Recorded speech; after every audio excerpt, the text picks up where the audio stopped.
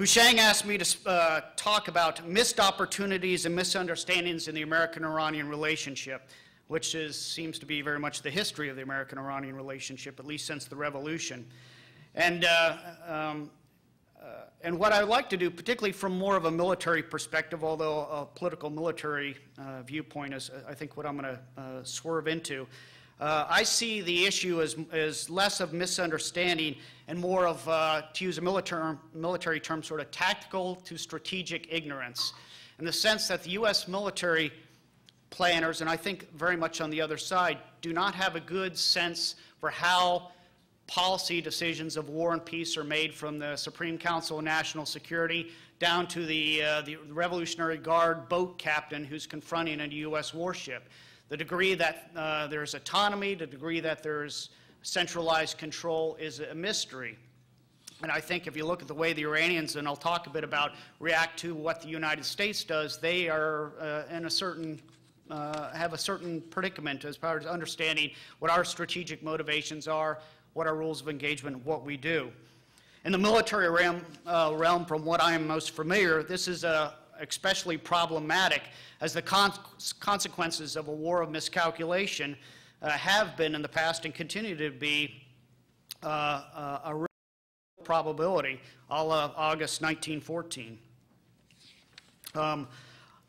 A Foreign Service officer, who shall remain nameless to protect the innocent and his identity, once told me that he viewed the U.S. and Iran as two ships that continuously passed each other in the night, due in large part to the fact that we haven't had diplomatic representation for over 3 decades. And he favored reestablishing diplomatic relations for 3 key reasons. One is to ensure that our message gets directly to the Iranians without a third-party filter, that it better positions the United States to the understanding the Iranian decision-making and policy objectives, and vice versa. And 3, quote, if nothing else fails, we can mess with their minds. And presumably, of course, they could do the same to the United States.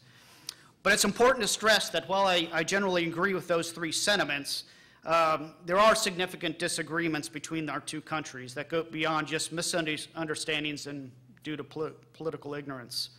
As Secretary Clinton stated in Manama in December of 2010, the United States has, quote, profound commitment to the security, stability, and development of the region. We have invested blood and treasure to protect these states, these friendships, and those vital national security interests. And General Mattis has said in his recent posture statement in March of this year, 2 key issues that are significant tension points between the United States and Iran. Iran's obvious pursuit of nuclear and ballistic missile weapons and their, quote, malign actions using Islamic Revolutionary Guard Corps Quds forces, including providing munitions to insurgents. Most recently are these improvised rocket-assisted mortars, which I think are responsible for killing the 5 U.S. soldiers the other day. In many ways, the U.S. and Iran are engaged in a regional Cold War. But unlike the last Cold War with the much larger Soviet Union, the means to help deconflict and de-escalate a crisis are simply not in place.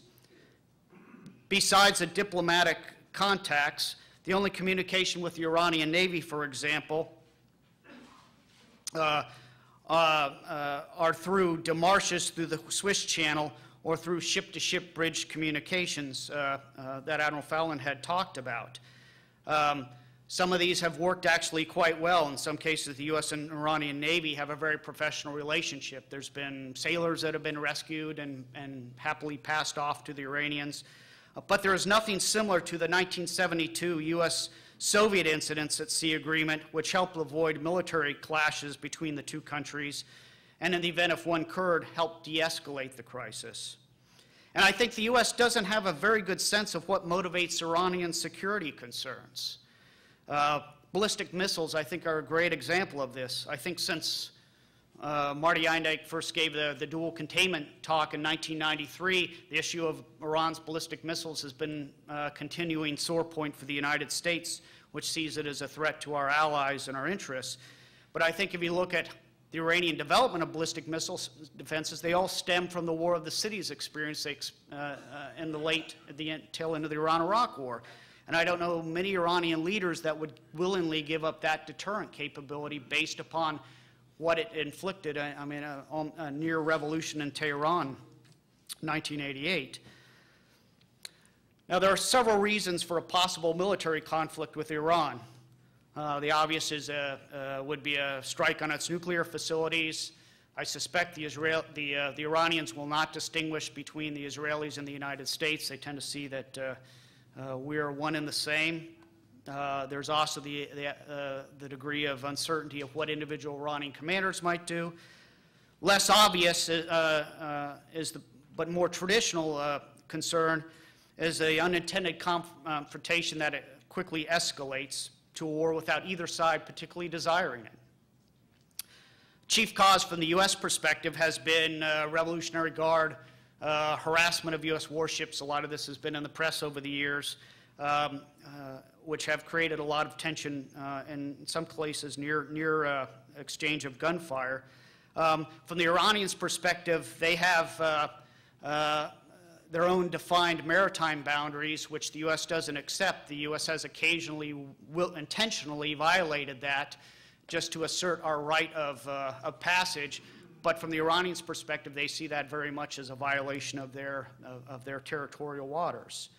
There's also a lot of other incidents that, frankly, we're not quite sure what the rationale is. Recently, there's been 2 examples of an Iranian aircraft doing a Tom Cruise-esque flyby of an American aircraft carrier, and another one of our P-3 Navy aircrafts. And there's a hot debate about what this means. Is this part of an Iranian plan to systematically harass the U.S. naval forces?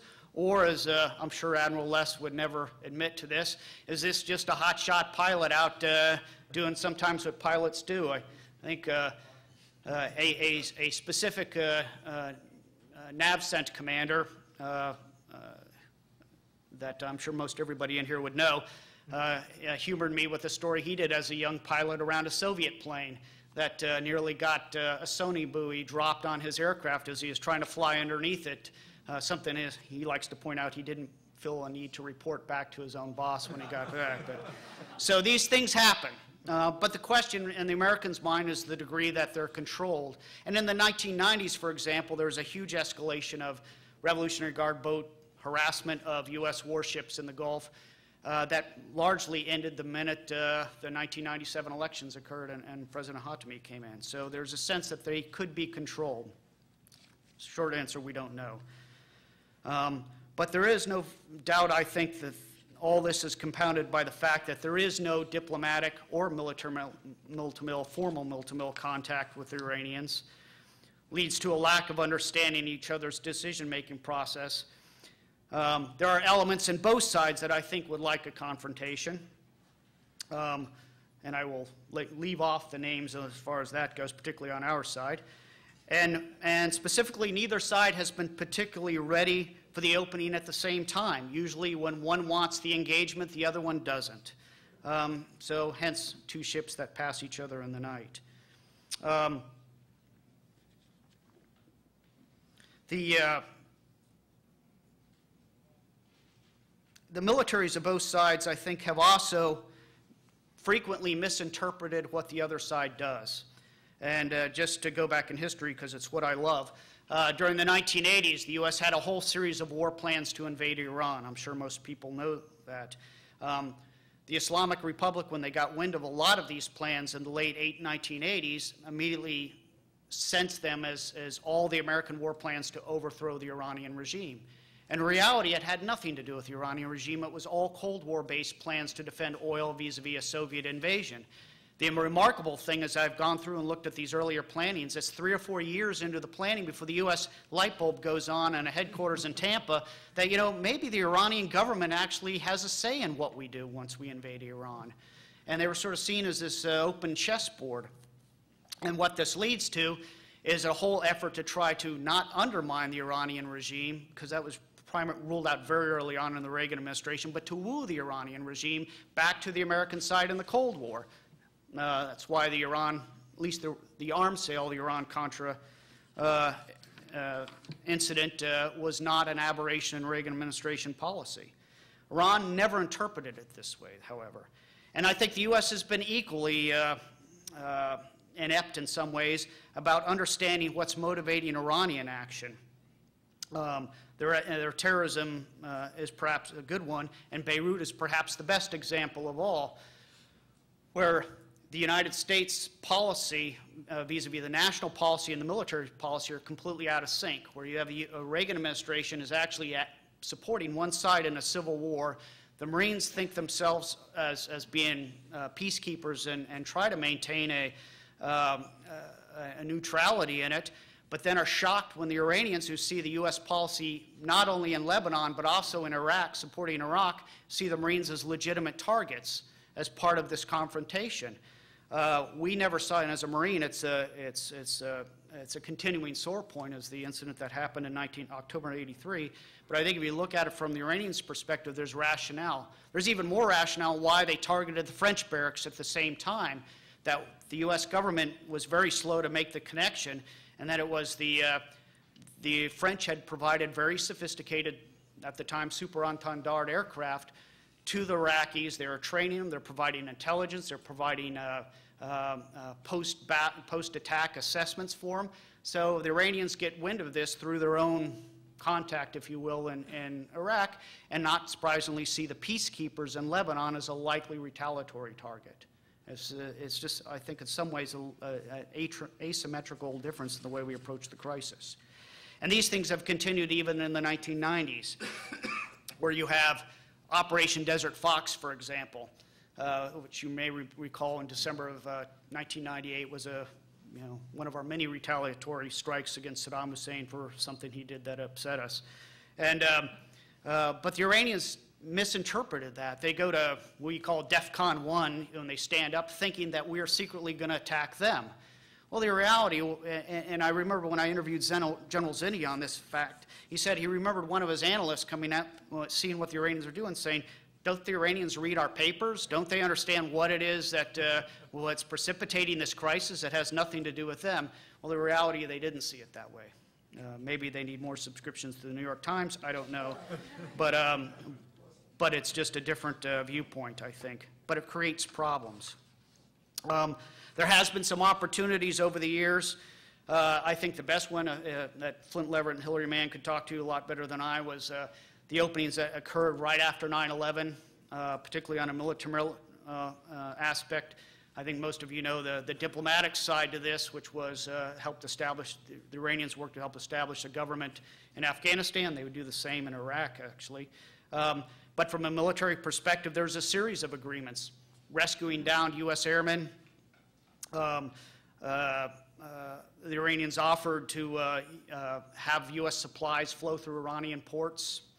A series of potential things. I was in Afghanistan during this time, and we had an Army Special Forces detachment in Herat that was in contact with the Iranians, and actually at the time they were pretty helpful as far as pointing out Taliban and coordinating efforts.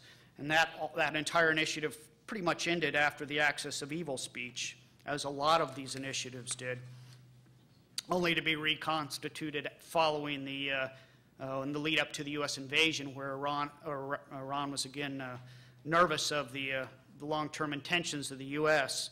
and started a series of dialogues which leads to the grand bargain that Ushang and AIC certainly know in great detail, which again gets rejected even by those, again, who would have Richard Armitage, for example, a guy who actually advocated engagement with the Iranians.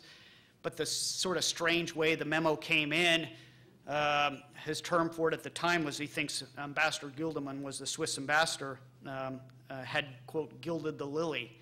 In other words, had become too engaged in the process and had spun it in ways that they thought maybe wasn't really the Iranians' intention.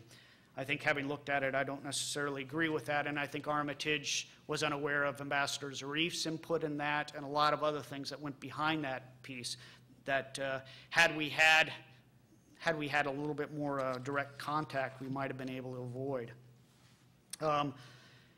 And there are a lot of other examples. You could go on to the current ones where we've missed many opportunities. I think Bush's second term, he made a number of key openings to the Iranians, or at least tried, and the Iranians did some to him. I think President Ahmadinejad's letter was a lost opportunity in 2006. But at the time, the Iranians weren't particularly interested in, the shoe was on the other foot. They weren't particularly interested in talking to the United States, who seemed bogged down in Iraq and Afghanistan. And those efforts largely failed. So let me just close here. And I guess I could even add Obama's latest initiative, too, which unfortunately hasn't gone anywhere, his speech at Cairo.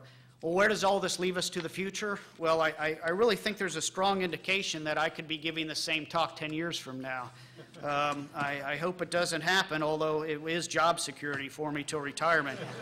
So in that case, it would, I think we could.